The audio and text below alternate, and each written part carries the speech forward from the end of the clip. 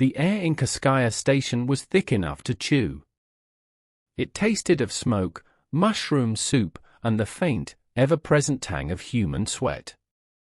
Artyom, though named for the great pioneer, was no explorer. He was a scavenger, a ghost who haunted the rusted tunnels of the Arbatskaya line, and today, he was late. He pushed through the throng of fur-clad traders and weary farmers, his patched-up gas mask canister thumping against his hip. The central fire pit cast long, dancing shadows, making gargoyles of the stoic, pre-war statues that lined the platform. He found his contact, Borris, where he always was, haggling over a string of pale, blind cave fish. "You're late," Borris grunted, not looking up from the fish. "The mushrooms won't trade themselves." "The mushrooms are why I'm late," Artyom hissed, sliding onto the bench opposite. He unslung his pack, its contents giving a soft, squelching thud. "Polis patrols. They've sealed the connector tunnel to Park Pobedy. Said there was a disturbance. Had to go the long way, through the dry pipe. Almost lost my boot to a rat the size of a dog." Borris finally looked up, his one good eye gleaming in the firelight. The other was a milky pearl, courtesy of a stray shotgun pellet. "Rats are the least of it. You hear about Sasha? Went out towards Kitaragorod 2 days ago. Didn't come back. They found his lamp. The glass was melted." A cold knot tightened in Artyom's stomach, pushing aside his hunger. Kitaragorod. That was his territory. Or it had been. He pushed the pack across the table. 20 kilos of vinca. Best of the batch. Grown right in an old officer's carriage. I want bullets. 3 full clips of 5.45. And a new filter. Borris peeked into the bag, sniffed, and grunted in approval. He counted out the heavy, precious bullets from a leather pouch. "The filter you'll have to get from the Hansa scum. They've got a monopoly on the good charcoal. Speaking of, you got anything else? Anything shiny?" Artyom's hand went instinctively to the inner pocket of his jacket. He felt the cool, smooth outline of the object. A small, metallic circle, etched with strange, angular patterns and a single, luminous green eye that never dimmed. He'd found it months ago in a service tunnel no one had dared enter since the war, behind a seal that read KPT's 10. He called it his lucky charm. It felt important. "Nothing," Artyom lied. "Just the mushrooms." Borris's good eye narrowed, but he let it go. As Artyom stood to leave, a commotion erupted near the station's northern entrance. The heavy, reinforced gate was grinding open, and a squad of Polis soldiers stumbled through. They were not their usual proud, disciplined selves. Their armor was scarred with deep, non-ballistic gouges. One man was being carried, his leg wrapped in bloody rags.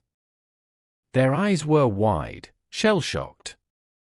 The station fell silent, the only sound the crackle of the fire and the ragged breaths of the soldiers.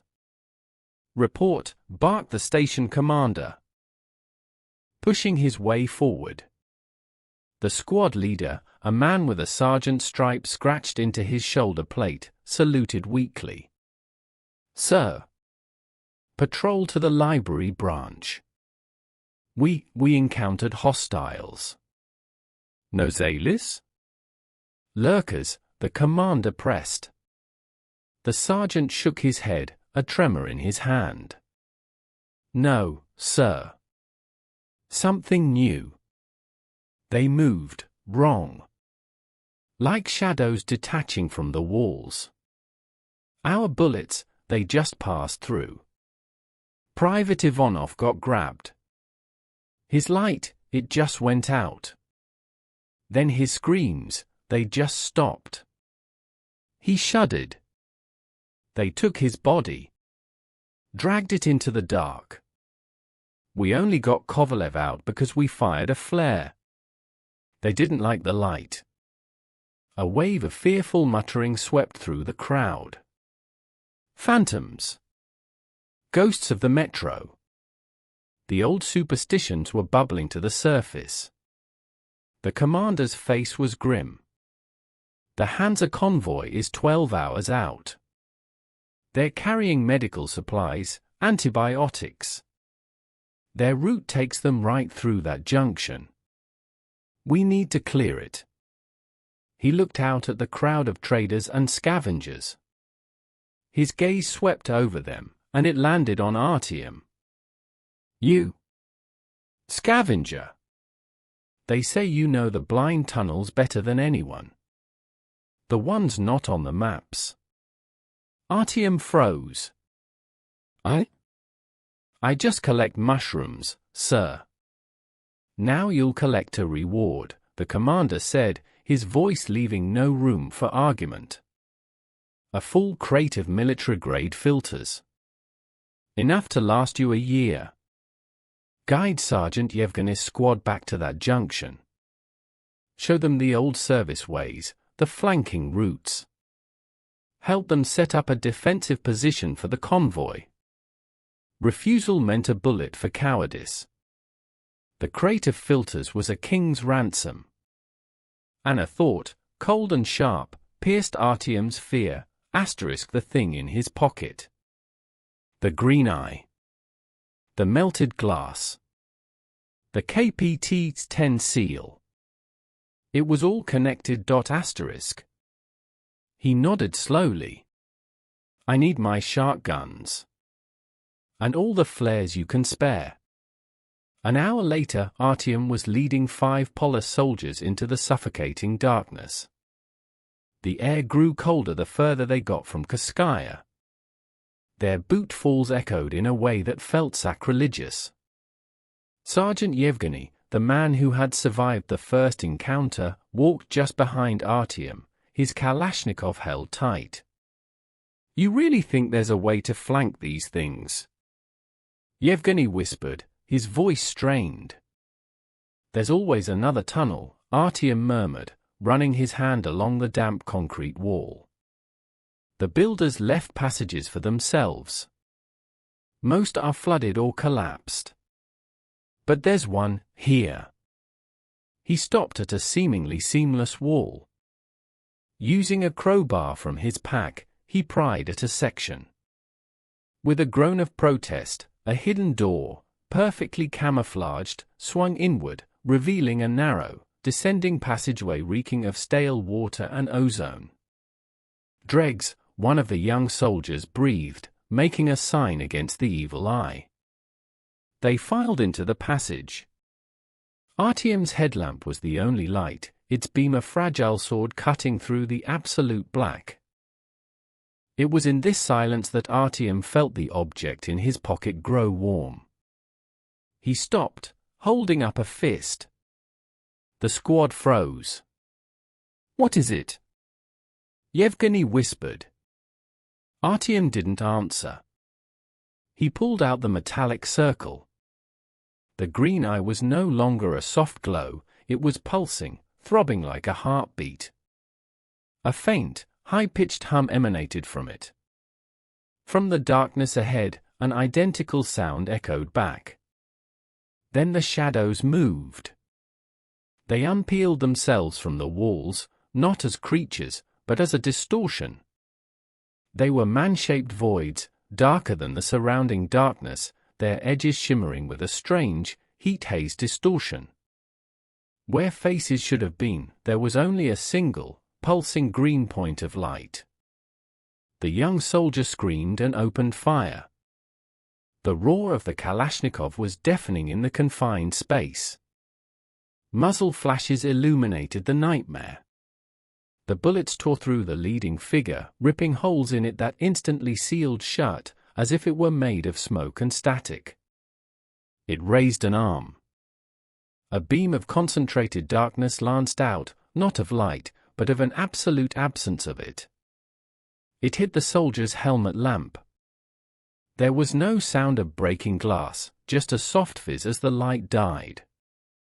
Then the beam touched his face.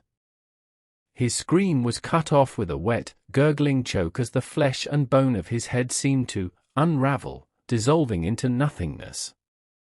His body slumped to the ground, his lamp dead. "Lights! Kill your lights!" Artyom roared. It was an insane gamble. But he'd seen it. The flare at Kurskaya. They were creatures of energy, of distortion. They fed on it. They were drawn to it. The Polis soldiers, trained for discipline, obeyed instantly. Darkness swallowed them whole. Artyom held his breath, his heart hammering against his ribs. The only light was the frantic, green pulsing of the object in his hand and the identical, answering pulses from the three figures ahead. They were confused. Their primary stimulus, the light and energy of the lamps and guns, was gone. "They're not ghosts," Artyom realized with terrifying clarity. They're recordings. Echoes. Leftover energy from the war, given form by some forgotten pre-war experiment. KPT-10. A project to create soldiers out of pure radiation. It must have leaked. They're drawn to energy sources to sustain themselves. The creatures drifted, aimless now, their green eyes scanning the darkness. Sergeant Yevgeny fumbled for a flare. "I'll draw them off." "You get my men to the junction," he whispered, his voice thick with terror and resolve. "No," Artyom said, his voice surprisingly calm.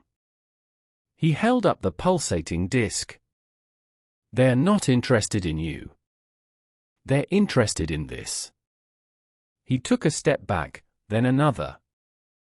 The three figures turned in unison, their green eyes locking onto the glowing artifact. He broke into a run, deeper into the forgotten tunnel. "Scavenger!" Yevgeny hissed. "Get to the junction. Set up your position." Artyom yelled back, not stopping. He ran blindly, the pulsing green disk his only guide.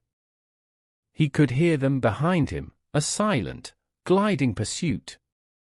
The air grew colder, and the hum grew louder. The tunnel opened into a vast, cavernous space, an unfinished station or a maintenance hall. In the center stood the source of it all, a mangled piece of machinery, sparking and humming with residual power, the shattered remains of a KPT-10 emblem on its side. This was their nest. Their anchor. The three phantoms closed in from behind, their green eyes blazing. Artyom had one last gamble. He couldn't fight them. He couldn't outrun them forever. But he could starve them. He lunged for the ancient machinery. Ignoring the sparks that bit into his hands, he grabbed a handful of ruptured cables and yanked with all his might. There was a shower of sparks, a deafening electrical shriek, and the machine's hum pitched upwards into a dying whine. Then it exploded. Not with fire, but with a silent, expanding wave of blinding white light. Artyom was thrown backward. The world went silent. The green eyes of the phantoms flared once, impossibly bright, and then winked out. The wave of light passed through them, and they fragmented, dissolving into motes of static that faded into nothing. The silence that followed was absolute. Artyom came to on the floor of the junction. Sergeant Yevgeny was dragging him back towards a barricade where the other soldiers were setting up lights and tripwires. "You're alive," Yevgeny said, his voice full of awe. "We heard the explosion, then nothing. The tunnel ahead, it's quiet. Truly quiet. Artyom sat up, his head ringing. The object in his pocket was cool and inert, its green eye dark forever. He had traded his lucky charm for a crate of filters. It was the best deal he'd ever made. Later, as the Hansa convoy rumbled safely through the junction, its powerful headlights sweeping away the shadows, the station commander handed Artyom his reward. He looked at the scavenger, no longer seeing just a ghost of the tunnels. What were they? The commander asked quietly. Artyom looked back into the deep, unknowable darkness from which he'd come. He hefted the crate of filters onto his shoulder. Echoes, he said. And then he turned and walked away, leaving the light and the noise behind, returning to the quiet, mushroom-filled dark where he belonged. Some ghosts, he knew, were better left undisturbed.